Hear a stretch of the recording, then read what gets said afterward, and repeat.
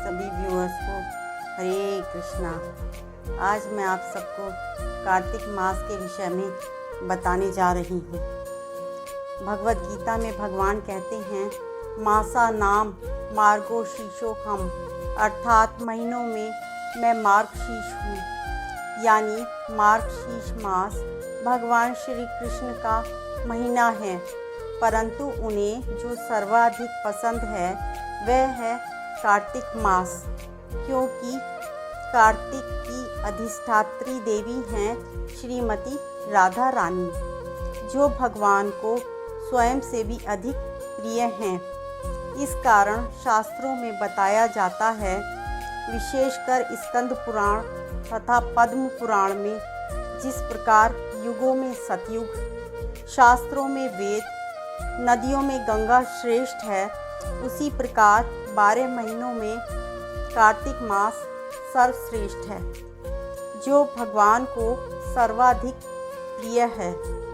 कोई ये पूछे कि कार्तिक मास कब आता है, तो कार्तिक मास वह मास है जिसमें अनेक उत्सव आते हैं, जैसे धनतेरस, दीपावली, श्री कृष्ण लीला में बहुलाष्टमी, गोवर्धन पूजा, गोपाष्टमी और उखल बंधन लीला। कोई ये पूछे इसका नाम कार्तिक क्यों है, तो इसका उत्तर यह है कि राधा रानी कीर्तिदा की पुत्री हैं।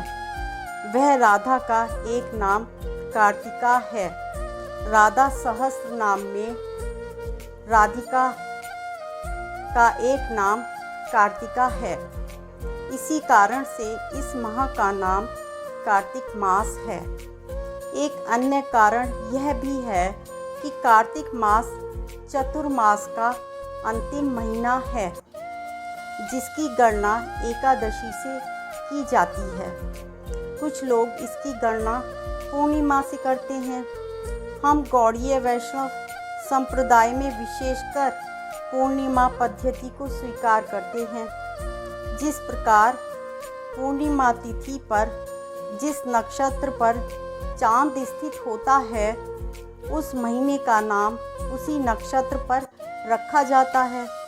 जैसे विशाखा नक्षत्र के पास जब चांद होता है, पूर्णिमा की तिथि पर उस महीने को वैशाख कहा जाता है। ऐसे ही पूर्णिमा में चांद जब कृत्तिका नक्षत्र के पास होता है, तब इस महीने को कार्तिक कहते हैं।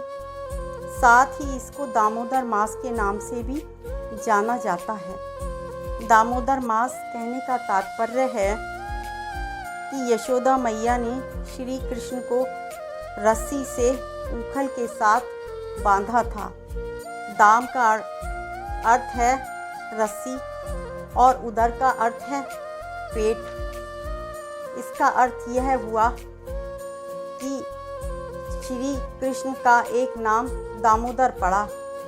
भगवान का एक नाम भक्त वत्सल भी है, जिसका अर्थ है भगवान को भक्त अति प्रिय हैं और भक्तों को भगवान। जो भी भगवान श्री कृष्ण और राधा रानी की कार्तिक यानी कि दामोदर मास में थोड़ी सी भी सेवा करता है, उसे अनेक गुना इसका लाभ मिल जाएगा, इतना कि जिसकी गणना भी नहीं की जा सकती। बल्कि आचार्य गण तो कहते हैं कि अगर कोई इस माह में छोटी सी भी सेवा करता है, तो उसे भगवान ऋण मान लेते हैं। सनातन गोस्वामी तो यह भी विवरण देते हैं कि कार्तिक व्रत का पालन करने वाले व्यक्ति के एकत्रित पुण्यों के एक भाग को यदि हम पड़ले में रखें और दूसरे पड़ले में यदि सब तीर्थों में स्नान करने, दान करने का फल, पुष्कर में दान करने का फल, पहाड़ के समान ब्राह्मणों को सोना दान किया जाए, उसका फल, इसी प्रकार जीवन भर दान किया गया पुण्य, इन सबको एक तरफ रखें, तब भी कार्तिक व्रत का पड़ला ही भारी पड़ेगा। यह पुण्य सदा अक्षय रहता है, इसका कभी भी नाश नहीं होता। सभी शास्त्रों में इसकी पूरी प्रशंसा की गई है। यदि कोई जीव मनुष्य जीवन प्राप्त करके भी कार्तिक मास में दामोदर भगवान की सेवा नहीं करता, कोई विशेष तपस्या व्रत आदि नहीं करता, तो वह भी मूर्ख व्यक्ति के समान ही है। पद्म पुराण में अब आगे जिसने यह व्रत रखा है उसमें सत्यभामा के पूर्व जन्म की एक कथा आती है, जिसमें एक दिन सत्यभामा ने उत्सुकता पूर्वक भगवान श्री कृष्ण से जिज्ञासा व्यक्त की कि आपकी इतनी पत्नियों में मैं आपकी इतनी प्रिय कैसे बनी, और आपके साथ गरुड़ पर बैठकर मैंने स्वर्ग इत्यादि भ्रमण किया है, कृपया इसका रहस्य बताइए। तब भगवान उनको उनके पूर्व जन्म की कथा बताते हैं कि सत्यभामा पूर्व जन्म में देव शर्मा नामक ब्राह्मण की पुत्री थी। देव शर्मा ने उनका विवाह अपने शिष्य चंद्र शर्मा से कर दिया था। एक बार देव शर्मा अपने दामाद चंद्र शर्मा के साथ जंगल में गए हुए थे। तब एक राक्षस ने उन दोनों को वहाँ पे मार दिया। सूचना मिलने पर उनकी जो पुत्री थी उसका नाम गुणवती था, तो उनको बहुत शौक हुआ और घर का सामान आदि बेचकर उन्होंने दोनों का अंतिम संस्कार किया। उसके बाद जीवन का निर्वाह करने का साधन मिलने पर गुणवती ने स्वयं को भगवान श्री विष्णु के चरणों में समर्पित कर दिया तथा यही भावना रखी, श्री कृष्ण मेरे पति हैं। और कार्तिक मास आने पर गुणवती ने नियम पूर्वक व्रत, पूजन, दीपदान आदि आरंभ कर दिया। इस बीच गुणवती को काफ़ी ज्वर हो गया और स्वास्थ्य ठीक न रहने पर भी उसने व्रत आदि नियम नहीं छोड़ा और गंगा में स्नान करते हुए उसके प्राण पखेरु हो गए और बैकुंठ से विमान आया और उसमें गुणवती बैठकर भगवान के नित्य धाम आ गई। इस प्रकार श्री कृष्ण ने बताया कि कैसे सत्यभामा को उनकी पटरानी बनने का अवसर प्राप्त हुआ। इस प्रकार हमारे शास्त्रों में अनेक प्रसंग हैं, इन्हें अतिशयोक्ति नहीं माना जाना चाहिए। यह काल्पनिक भी नहीं है, हमें विश्वास रखना चाहिए।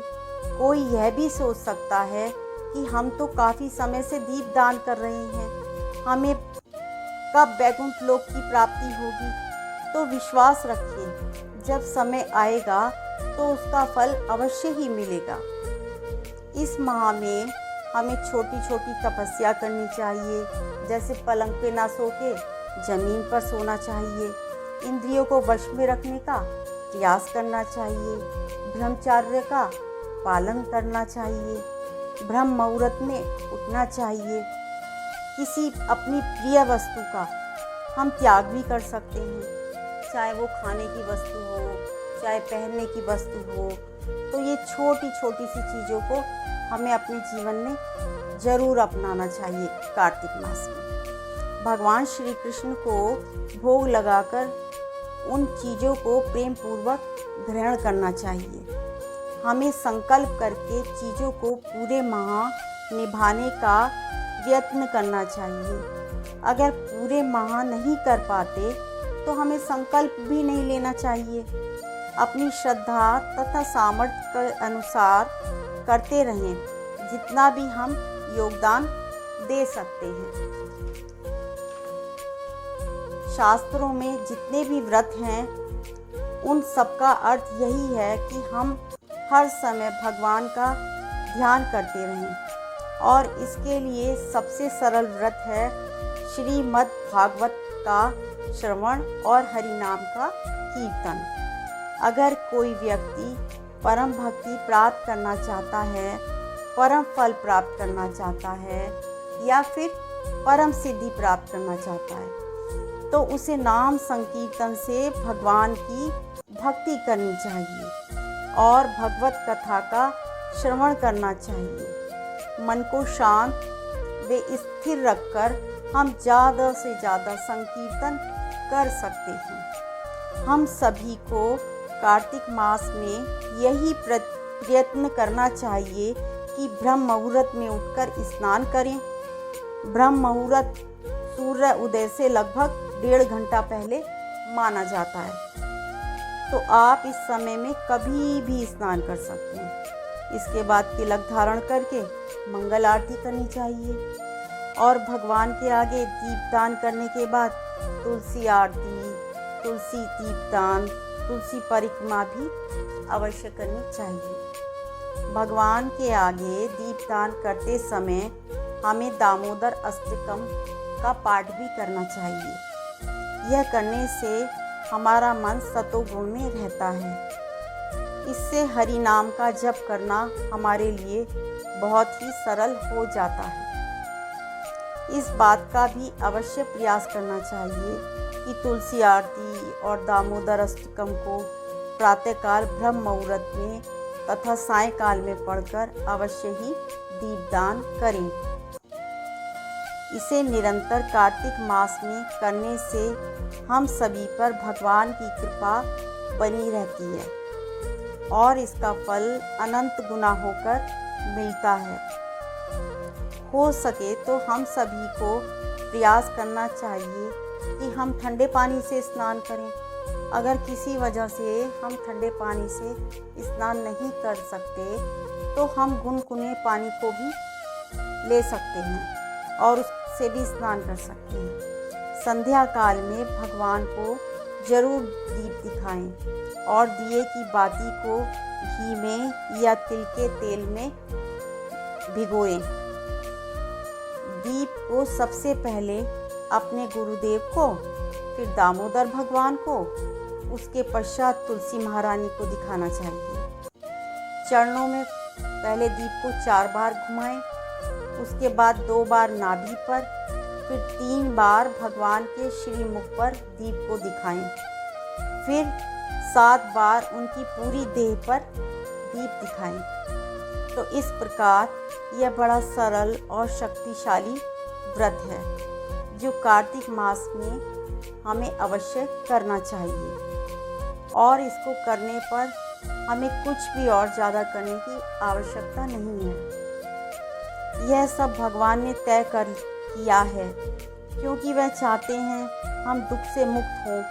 इसलिए भगवान हमें पुकार रहे हैं कि मेरे पास आओ, इससे तुम्हें सही सुख मिलेगा, सही आनंद मिलेगा जो सही रूप से कल्याण करेगा।